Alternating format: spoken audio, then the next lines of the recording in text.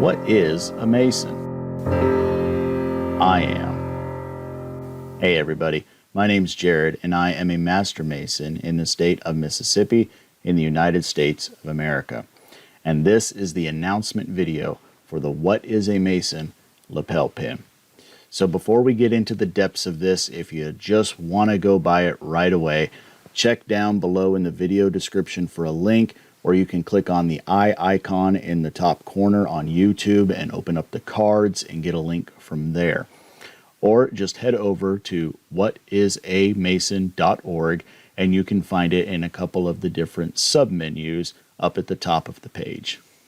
Okay, so what is this pin all about? I don't expect anybody else to ever call it this, but to me, this pin represents observation, contemplation, and transformation. So as simple and elegant as it looks, there's a lot of symbolism buried in here. And in typical fashion, not all of it I can plainly explain to you here on YouTube. Catch me in a tiled lodge one day and I'll give you a little further information. But I think that maybe we can get your mind on the right track and you can hopefully figure out a little bit of the secrets for yourself. First thing I want to do is recognize the brother who inspired it. Some 6 months ago, we started the process of designing this, and it started with a Facebook post where I asked my followers there what they thought would be a good emblem, a good pin to represent what is a Mason. And Brother Randy Sanders, who's a Mason out of Missouri, recommended essentially one key thing: keep it simple. Something about that really resonated with me, and it made me think about all the pins that I even own and like that have so many different intricate symbols and things added to it. Sometimes you kind of need a little magnifying glass just to even see what they all are. And it made me think about how could I design a pin that has some good in-depth meaning to it and yet keep it simple. It really does just start and end with the square and compasses, doesn't it? Now, Brother Sanders was looking for something more of a jewelry piece, something that had a true diamond in the center where the metal was actually gold and such. However, with production costs, we're going to start with what people are typically used to paying for a lapel pin, and then if there's interest, we'll look into getting it developed by a jeweler as well. So hopefully stand by for that. So Brother Sanders, thank you for the inspiration. And in true brother fashion, I reached out to Brother Sanders and I told him I'd like to give him a pin. And he said, no, brother, I'll buy one. I want to provide support for what you're doing. So Brother Sanders, one last time, thank you for your inspiration. So what is this pin all about? Well, the easiest thing for you to do is to head over to the webpage where you can see a write-up of all the different symbolism and what it means to me. I think there's an important little caveat I want to start with. Please understand, this is my lapel pin. This is a pin to represent what I'm doing under the title of What is a Mason on my website, YouTube channel, and podcast. It is not meant to represent something that is officially recognized in any jurisdiction. So if something doesn't conform with your understanding of our emblems, well, that's the reason why. It's a YouTube channel pin. It's not one that's expected to be adopted by Freemasons the world over. So what are we looking at? Well, as I said, we put a lot of thought into what this is going to be. And I knew that I had a couple little details that I wanted to make sure were followed. So I went over to my friend Edgar at Masonic Revival and asked him if he would work with me on making a extremely detailed, no holds barred, I want to be able to put a protractor to it, guaranteed pin. And he said yes, he would do that. So thanks to Edgar over at Masonic Revival for helping me work on this pin. So let's talk a little bit about some of the symbols.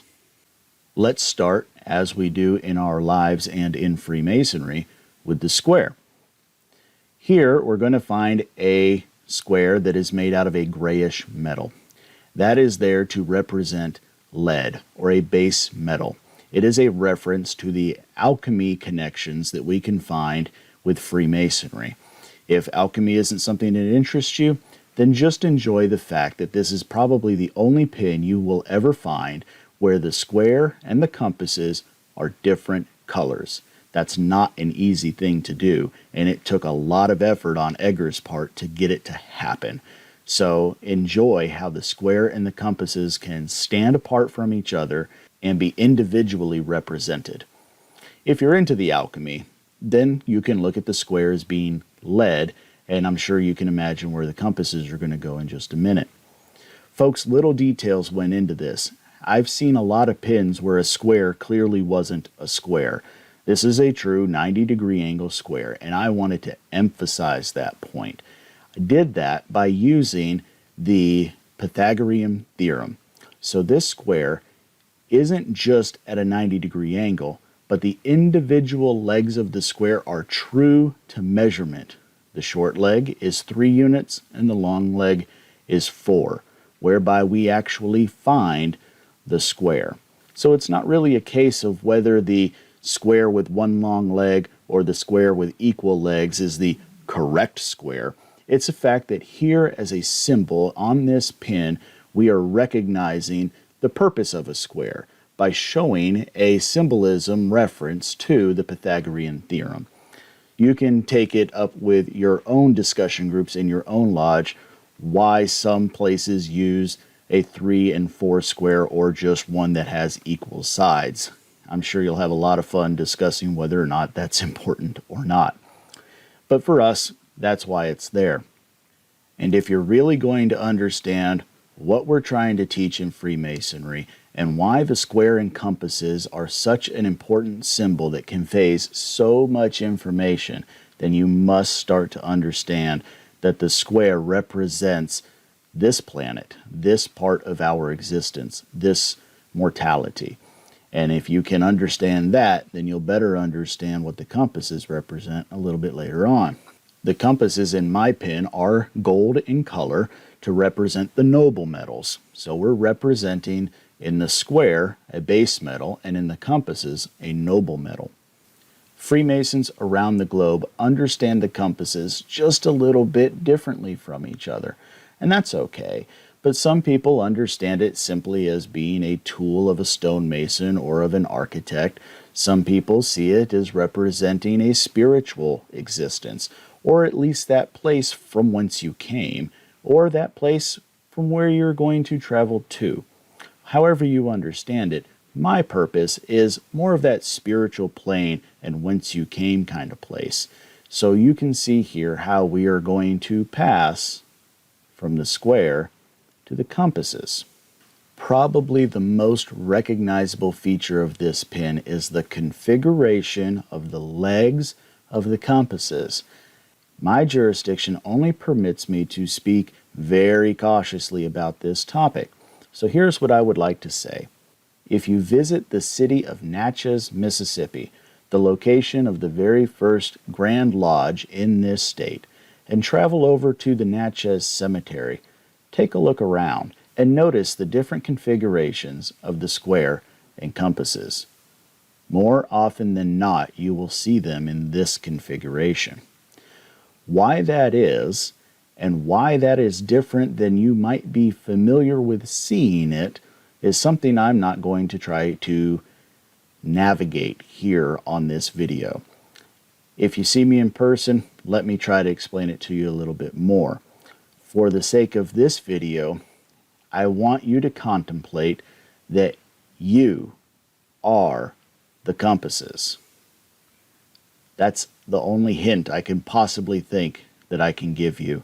And understanding that you are the compasses, I think we can better understand why things are configured the way that they are. Another feature you'll notice about these compasses is how open they are, or to what angle they are opened at. Now, I know that there are jurisdictions that stipulate a specific degree that these must be open to. Some do stipulate 47 degrees, some stipulate 60 degrees, and there may be many others. Here in Mississippi, there is no stipulation, but I am using exactly, I want you to go find a protractor and test it, 47 degrees. Why? Well, I think it's very significant and alludes to a passage that we can find in our Monitor, our Blue Lodge textbook, which reads, "The parallels are the summer and winter solstices, the sun's stopping places, which the sun in its apparent yearly journeys north and south never passes nor goes beyond. They symbolize the lines of moral rectitude." We're talking about the tropics of Cancer and Capricorn, which we find each at 23½ degrees parallel. Take the two together, and we have 47 degrees for the setting of our compasses. So, if that helps you with some understanding, let's move on to the next thing. I think we all have an understanding that Freemasons meet on the level. This is something that's very important to us. It doesn't matter what your station in life is. It doesn't matter how well off you are, where you came from, where you're at now, or whatever the case may be. We recognize each other in the lodge as equals. Can't find the level on the pin? Well, take very close attention to how the bottom of the legs of the compasses match up to the point at the bottom of the square. Lay it flat on the top of a surface, and I promise you, they're level. This is another intricate detail that you're just not going to find in almost any other Masonic lapel pin. I have several. I've Googled a whole bunch more, and they always seem to be either extremely offset or a little offset. These ones are level. The square and the compasses operating together on the level. I think that's a pretty powerful thing. Now, one thing I do want to mention is I'm sure some people are going to question about why there is not a letter G inside the square and compasses. Well, please don't take this wrong, brethren, but if you understand the meanings and the deeper understandings behind the square and the compasses, inside this emblem, and that's the only thing I want you to focus on, the letter G is not needed. I understand and recognize and fully support the importance of the letter G. I have no problem with it. But we do symbolize what the G stands for in any understanding of that letter by using the square and the compasses. So, in place of the G is where we're going to place the gem. Now, this gem can represent a lot of different things to several different people. First off, notice that there is a black background behind the gem. As such, with this gem, we can represent light coming forth out of the dark. Now, we do want to try and offer different colored gemstones in the future, so I'd like to see one that's red, not only because my birthday is in July and ruby is that gemstone, but also because we can think of it as the philosopher's stone, and we can think about the transformation taking place within the square and the compasses. I also think it might be interesting for you to be able to get whatever color suits you. Maybe it's blue for the Blue Lodge, your gemstone, your lodge colors, or whatever the case may be. So by your support in buying this pin, we'll be able to take those funds and hopefully offer further colors later down the line. Outside of symbolism, that black background also makes it really nice to blend into a suit jacket or any other kind of dark colored clothing. It really helps make the entire jewel sort of pop. Makes that gem look like it's just floating there right in the middle. Two last little tidbits here. On the back, you'll see a little bit of an inscription that says WIAM, and all that is what is a Mason. And lastly, I want you to know that I absolutely abhor butterfly tie pin clasps. I think they're terrible. They always snag on something, they always come off or come loose, and I just really can't stand that. So Edgar at Masonic Revival did us a solid, and he made sure that all of these pins come with locking backs. So no losing your What is a Mason pin. All right, that is a long video for describing a pin, and there's more that could be said.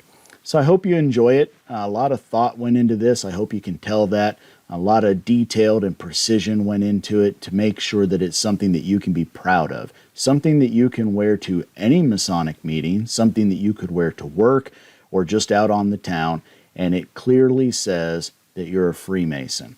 So I hope you enjoy it, and I hope that you can wear it with pride. Before we go, I've got one last thing I want to tell you about. A couple months back, I did one of those Facebook frames that you can put over your Facebook profile picture. Maybe you've seen them before. A lot of people like to use them for seasonal things or when a big event happens or something to that effect. Well, I made one for being a Mason, and like this pin, it had a lot of symbolism buried inside of it.